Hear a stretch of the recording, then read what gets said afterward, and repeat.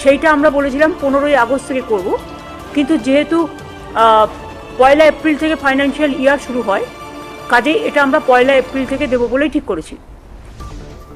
15ই August নয়, আগামী 1 April থেকে যুবসাথী প্রকল্পের ভাতা দেওয়া শুরু করবে রাজ্য সরকার। এদিন নবান্নে সাংবাদিক বৈঠক করে একথা জানিয়েছেন মুখ্যমন্ত্রী মমতা বন্দ্যোপাধ্যায়। কয়েকদিন আগেই রাজ্য বাজেটে যুবসাথী বেকার যুবক যুবতীদের মাসে 1500 টাকা ভাতা দেওয়ার ঘোষণা করেছিল রাজ্য সরকার। যদিও বাজেট পেশ করার সময় রাজ্যের অর্থমন্ত্রী চন্দ্রিমা ভট্টাচার্য জানিয়েছিলেন আগামী 15ই আগস্ট থেকে এই ভাতার টাকা পাওয়া যাবে। মুখ্যমন্ত্রী অবশ্য জানিয়েছেন ভুলবশতই 15ই আগস্ট থেকে ভাতা দেওয়ার কথা ঘোষণা করা হয়েছিল, কিন্তু 1 এপ্রিল থেকে এই ভাতা পাওয়া যাবে। যেহেতু 1 এপ্রিল থেকে নতুন আর্থিক বছর শুরু, তাই এই সিদ্ধান্ত নিয়েছে রাজ্য সরকার। মুখ্যমন্ত্রী আরও জানিয়েছেন যুবসাথী প্রকল্পে নাম নথিভুক্ত করার জন্য রাজ্যের 294টি বিধানসভা কেন্দ্রে শিবির করা হবে। প্রতিটি বিধানসভা এলাকায় একটি করে শিবির হবে।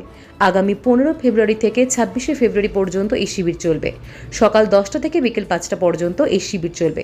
মুখ্যমন্ত্রী জানিয়েছেন যেহেতু সময় কম, তাই অনলাইনে নথি জমা দেওয়া যাবে না, শিবিরে এসেই নথি জমা দিতে হবে। তবে শুধু যুবসাথী নয়, এর পাশাপাশি ভূমিহীন চাষিদের জন্য কৃষক বন্ধু প্রকল্পে বছরে 2000 টাকা করে যে আর্থিক সাহায্যের ঘোষণা রাজ্য সরকার বাজেটে করেছে, সেই প্রকল্পের জন্য ওই একই সময়ে প্রতিটি বিধানসভা এলাকায় শিবির করা হবে বলে জানিয়েছেন মুখ্যমন্ত্রী।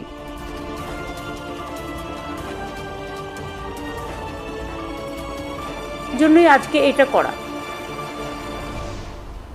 বিশেষ করে যুবসাথী যে প্রোগ্রামটা আছে, যে স্কিমটা নতুন করে লঞ্চ করা হয়েছে মাধ্যমিক পাশেদের জন্য।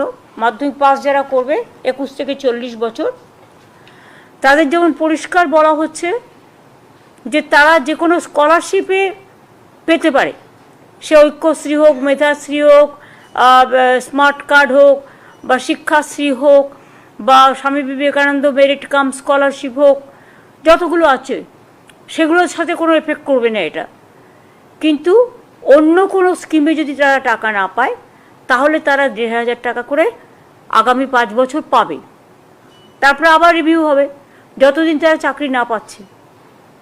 সেইটা আমরা বলেছিলাম 15ই আগস্ট থেকে করব, কিন্তু যেহেতু 1 এপ্রিল থেকে ফাইন্যান্সিয়াল ইয়ার শুরু হয়, কাজেই এটা আমরা 1 এপ্রিল থেকে দেবো বলেই ঠিক করেছি। কিন্তু তার আগে আমাকে তো অ্যাপ্লিকেশন জমা নিতে হবে। সেই জন্য আমরা যেটা প্ল্যান করেছি, সমস্ত ডিপার্টমেন্টের সেক্রেটারি আছে, চিফ সেক্রেটারি মনোজ পন্ত, অমিত মিত্র সহ, ফাইন্যান্স সেক্রেটারি সহ সবাই আছে, যেটা আমরা প্ল্যান করেছি যে আমরা কাগজে অ্যাডভার্টাইজমেন্ট করব, এবং আমরা প্রত্যেকটা অ্যাসেম্বলি বয়েসে, যেহেতু এখন এসআইআর নিয়ে সবাই ব্যস্ত, সেই টিমকে তো তোলা যাবে না, কাজেই অ্যাসেম্বলি ওয়াইজে 294টা কেন্দ্রে আমরা 294টা ক্যাম্প তৈরি করব। সেই ক্যাম্পে ওই দুয়ারে সরকারের মতোই, সেই ক্যাম্পে বিশেষ করে একই ক্যাম্পে 3টে ডিপার্টমেন্ট থাকবে। একটা হচ্ছে ইউথ অ্যান্ড স্পোর্টস, যুবসাথীদের জন্য। 2 হচ্ছে আমাদের এগ্রিকালচারের, বিশেষ করে ক্ষেত মজদুর যারা আছেন, মানে ভূমিহীন। আমরা কৃষক বন্ধুদের 2 লাখ টাকা করে দিই মরে গেলে, এবং এমনি ক্রপ ইন্স্যুরেন্স দিই আমরা বছরে 10,000 টাকা করে দিই, যার 1 একরেরও বেশি জমি আছে, এবং যাদের 1 কাঠাও জমি আছে তারা 4,000 টাকা করে অলরেডি পায়। এবং বিশেষ করে 2টো স্কিম নেওয়া হয়েছে, যেটা হচ্ছে ক্ষেত মজদুরদের, ওই ক্যাম্পেসের নামটা লেখাতে হবে, ক্ষেত মজদুর মানে ভূমিহীন, যারা ভূমিহীন চাষি অথচ ভূমিতে চাষ করে, তাদের বছরে 2বার 2,000 টাকা করে দেওয়া হবে। যেটা এখানে 1 কাঠা জমিও যারা আছে তাকেও 4,000 টাকা দেওয়া হয় 2বারে, খরিফ মরশুম আর রবি মরশুমে। তাছাড়াও মাইনর যারা 1,500 টাকার মধ্যে বা ম্যাক্সিমাম 2,000 টাকা পর্যন্ত পে করে for irrigation water or shallow tube oil, যেটা ওরা পাওয়ার ডিপার্টমেন্টকে দিত, সেটাও ওদের ফ্রি করে দেওয়া হচ্ছে। সেইটাকে আমরা উইথড্র করছি। প্রাইভেটে যারা করে আমরা তো তার সম্বন্ধে বলছি না, কারণ তারা তাদের মতো স্বাধীন বিজনেস করছে।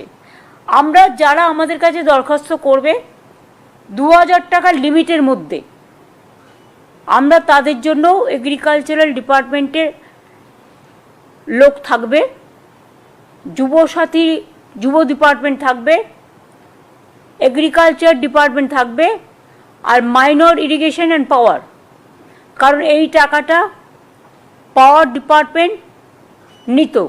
সুতরাং পাওয়ার ডিপার্টমেন্টের যে জল তুলতে যে খরচাটা হতো, স্যালো পাম্প বা নানা রকম ব্যাপার আছে, সেই টাকাটা পাওয়ার ডিপার্টমেন্ট নেবে না। সুতরাং পাওয়ার ডিপার্টমেন্ট আর মাইনর ইরিগেশন, এই দুটো ডিপার্টমেন্ট, এই চারটে ডিপার্টমেন্টে চারজন করে থাকবেন, এবং চারজন করে প্রত্যেকটা অ্যাসেম্বলি কনস্টিটিউয়েন্সিতে একটা দুয়ারে সরকার, এই চারটে ডিপার্টমেন্টের জন্য একটা অ্যাসেম্বলিতে একটাই ক্যাম্প হবে। 15 থেকে 26, 15 তারিখ সকাল 10টা থেকে বিকেল 5টা অবধি, এবং 15 থেকে 26 ছুটির দিনগুলো বাদ দিয়ে সকাল 10টা থেকে 5টা অবধি এই ক্যাম্প চলবে। এটা আমরা কাগজেও অ্যাড করব, এবং যারা জমা দেবেন তাদেরটা সঙ্গে সঙ্গে তারা রিসিপ্ট পাবেন এবং ডিজিটাইজও করা হবে। এবং এটা সম্বন্ধে ডিটেলস যেটা আপনাদের বললাম এই কারণে যে আপনাদের মাধ্যমে মানুষ জানতে পারবেন, এবং সাথে সাথে আমরা কাগজে অ্যাডও করব যাতে বাদবাকিটা লোকে জানতে পারে। যেহেতু টাইমটা শর্ট, তাই আমরা এখনই অনলাইনে যাচ্ছি না, কারণ অনলাইনে কে পাঠাবে না পাঠাবে, রিভিউ করতে, সার্ভে করতে বহুত টাইম লেগে যাবে, ফলে ডিপ্রাইভড হয়ে যাবে। আমরা সেটা চাই না, একটু কষ্ট করে এসে তাদের দরখাস্তটা জমা দেবে। আর আমাদের কাছে তো ডকুমেন্ট আছে, আমাদের কাছে এডুকেশন স্কলারশিপের সব লিস্ট আছে, লক্ষ্মীর ভাণ্ডারের লিস্ট আছে, কৃষক বন্ধুর লিস্ট আছে। যারা অলরেডি পায় একমাত্র স্কলারশিপ ছাড়া, তারা তো অলরেডি পাচ্ছে, তাদেরটা নয়, এটা হচ্ছে এই 3টে সেকশন বিশেষ করে এদের জন্য। এইটাই আমাদের বলার ছিল। 19শে মার্চ থেকে রমজান মাস শুরু হবে। সবাইকে শান্তি শৃঙ্খলা সম্প্রীতির সাথে বাংলার যেটা ঐতিহ্য, সবাইকে রমজান মুবারক জানাবো। তারপরে আমাদের হোলি আছে, হোলি মিলনও আমরা করব, এবং হোলিও যাতে শান্তিতে কাটে সবাইকে আবেদন করব। তারপর পরপর উৎসব আছে, ঈদ আসবে, তারপরে বড় আমাদের পয়লা বৈশাখ আসবে, রামনবমী আসবে, অন্নপূর্ণা পুজো আসবে, সেগুলো যেমন হয় হতে থাকবে। আর তাতে যদি ইলেকশনও চলে, ইলেকশনও চলবে, সব কিছুই একসাথে হবে, কোনো অসুবিধে নেই। এইটুকুই আপনাদের কাছে আজকে আমাদের বলার ছিল। কনসার্ন ডিপার্টমেন্টগুলোকে ডেকে নেওয়া হয়েছে।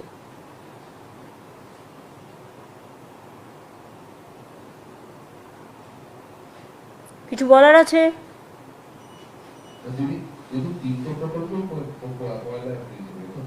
হ্যাঁ হ্যাঁ হ্যাঁ হ্যাঁ, লক্ষ্মীর ভাণ্ডার যেতে শুরু করেছে ওরা, যেহেতু ফেব্রুয়ারিটা ওদের 3-4 দিন দেরি হয়েছিল এই কারণে বাজেটের জন্য, লক্ষ্মীর ভাণ্ডারটা যেতে শুরু করে দিয়েছে, কারণ আমরা ফেব্রুয়ারি বলে দিয়েছিলাম বাজেটে। এইটা যেহেতু 15ই আগস্ট বলা ছিল, কিন্তু এটা আমাদেরই একটা ছোট্ট ভুল হয়েছে, কারণ ভুল বলবো না, এটা আবার ক্যাবিনেটে মেনশন করে নিয়েছি। সেটা হচ্ছে জাস্ট এপ্রিলে ইয়ার শুরু হয়, তাই 1 এপ্রিল থেকে, 1 এপ্রিল আবার এপ্রিল ফুলও হয়, আমরা কিন্তু এপ্রিল ফুল বলছি না।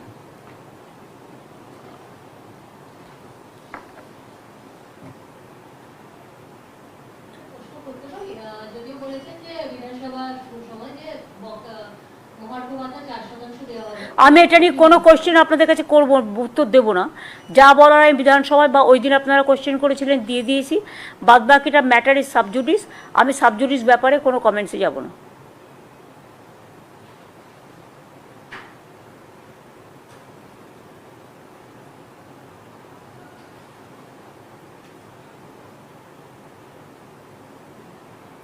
তাহলে সরি, আপনাদের সবাইকে ডিস্টার্ব করলাম। অলওয়েজ আপনাদের কোঅপারেশন পাই। আরও আগামী দিন আপনারা ভালো থাকুন, সুস্থ থাকুন, আপনাদের পরিবার পরিজন সবাইকে নিয়ে। তাহলে আমরা এটা শেষ করছি। Thank you so much. Bureau report, RPTV news Bangla.